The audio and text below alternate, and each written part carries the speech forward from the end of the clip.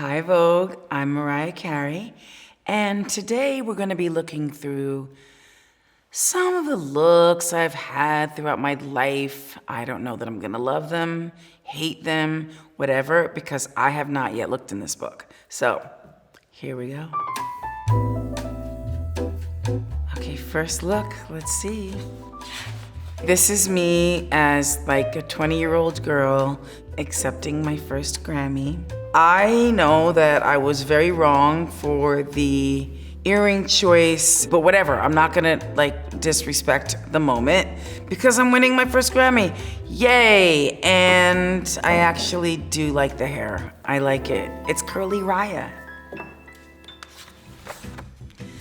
Oh my gosh.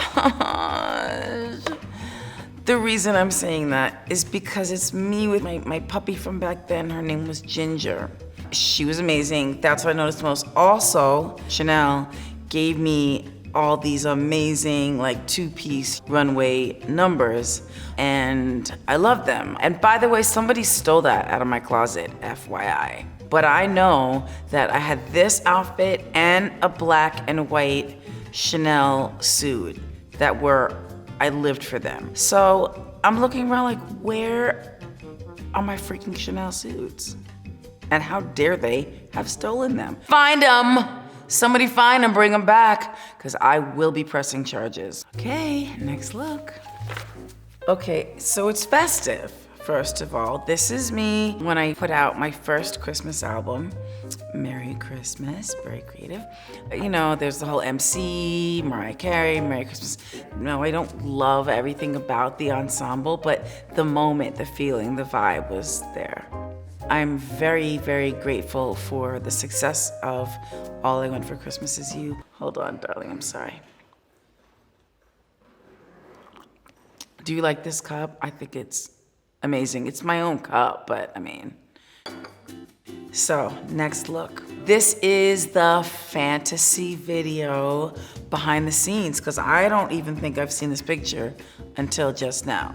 I actually think this is a cute picture, and I'm gonna say it. I am wearing jean shorts and like a black hoodie. I wish I could wear those shorts again.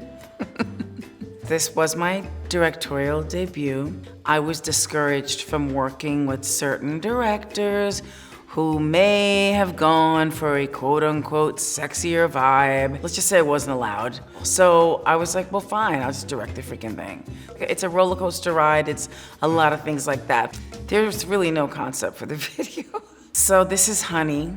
This is me on the beach in Puerto Rico. And it was the first time I got to do a video that I really wanted to do and had fun and, you know, just got to be me. Like, we had a whole concept where I was kidnapped. It's a whole long story, but somehow I get away from the villains and I'm like, boom, and I bash one of them in the head and jump into the pool.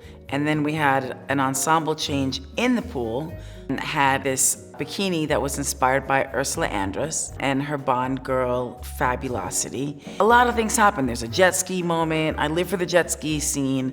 I love the hair on the jet ski because I love the swoop. Oh, and at the end, the little brown outfit and the curly hair, and I'm jumping up and down. I had the best time ever making that video.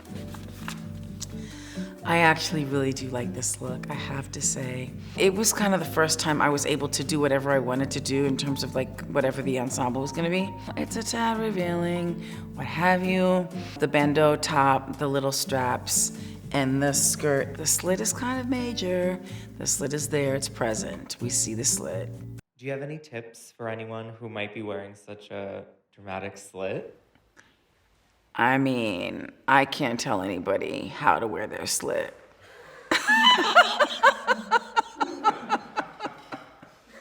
Sorry. And I don't care what they do, frankly. I was living for the moment, okay? I was living for the butterfly moment.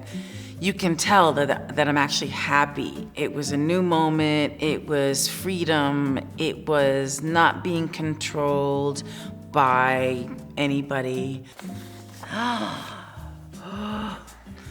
Okay, so this is Divas Live.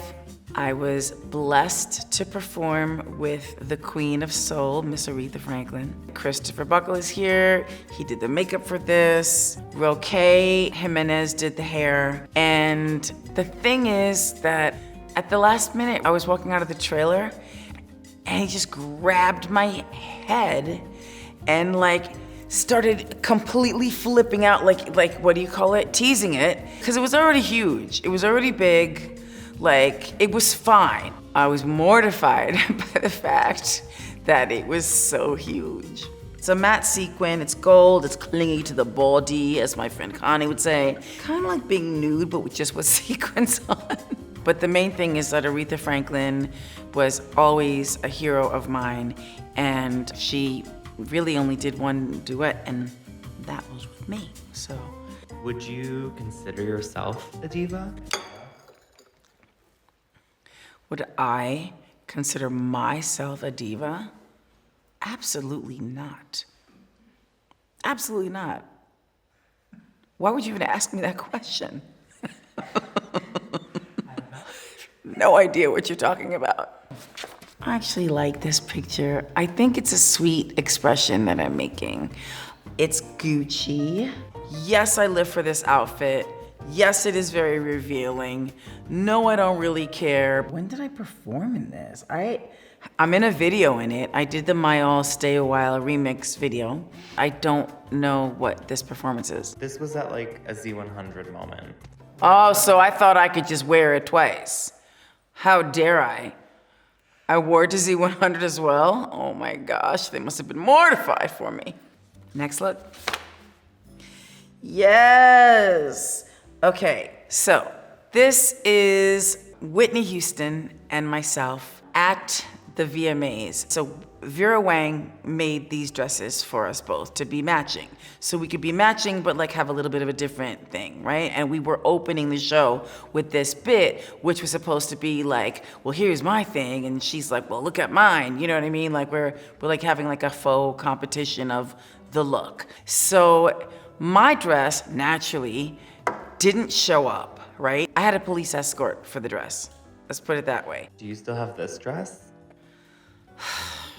You know somebody stole that one too. See, it's the jeans thing. Well, I love this photo. It's what some people would call the iconic jeans with the top cut off. And they were my favorites, and really because they're not squeezing your waist and giving you a roll that one doesn't need. So, you know, just kind of, I thought it was flattering to the buttocks. But I did do this on the spot that day when we were shooting Heartbreaker. I was just like, and there they went. I think this is a signature Heartbreaker era look for me. And I might add, because there might be a few designers watching, people ripped that off. Like, no pun intended, because the top was ripped off the jeans. But they stole the freaking thing and I didn't make a red cent. This is the cover of my album Rainbow, which was shot by David LaChapelle, one of my favorite people. This is not like special effects, blah, blah, blah, whatever. Was not done in post. He had an artist spray paint my actual body to the wall twice, because it's on the front and the back. Yeah, that was what was going on there. This is one of my favorite all-time photographs. It is of me and Miss Diana Ross. Basically, Donatella made me two dresses. They were for me to decide which one I liked better to wear for this Divas Live. I guess there was like a wardrobe issue, but somehow it ended up where Miss Ross wore my dress. And that was like the most flattering thing ever. She wanted to wear the silver one, so the silver one she wore.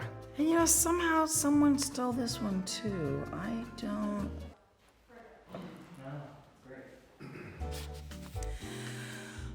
Oh, well.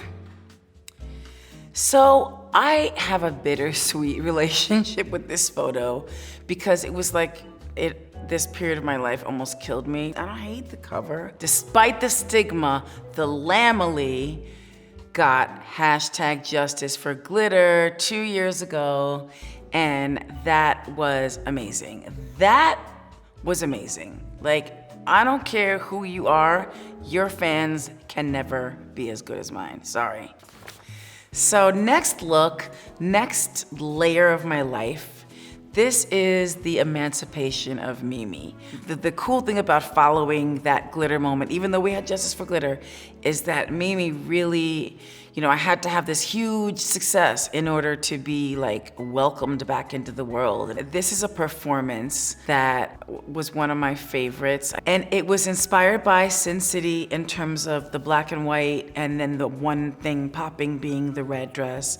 And I actually really think it was a flattering look on me at the time. I would live to have this dress again. I'm not gonna say somebody stole it. I was told, I could be wrong, that it is the #1 song of the 2000s, like, you know, up until 2010.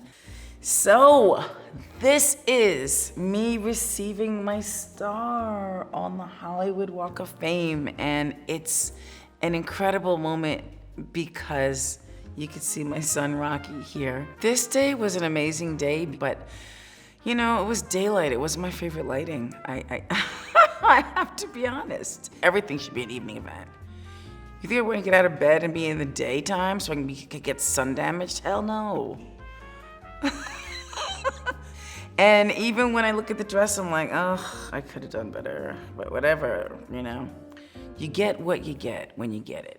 So this look is me at the Golden Globes. It's Dolce & Gabbana. I have to say, I added a little thing here with the top situation. I don't know if they were mad, I hope not, but it's daytime. I should be sleeping. I don't have time for this daytime shit. Sorry. So, this next look is from my latest Christmas special, Mariah's Christmas, The Magic Continues, and this is one of my favorite gowns ever. And it was a 60-pound train. If you watch the Apple special, you will note that there are several men holding it, strong men holding the strain, picking it up and walking with me. The beading is why it's so heavy. And it's Dolce & Gabbana. I think it could have been like a little bit less open in the front, but like this always happens to me. It's the drama of it all, it's the drama. I just look at myself as like, okay, I've spent more than half of my life working in this industry. It's a career, it's a life choice. It's not always easy, and you just have to be devoted to it, dedicated to it. And sometimes, if you're lucky, you get a good look or two. Well, Vogue, I thank you so much for having me. I hope you enjoyed my looks, and I'll see you next time. Gorgeous.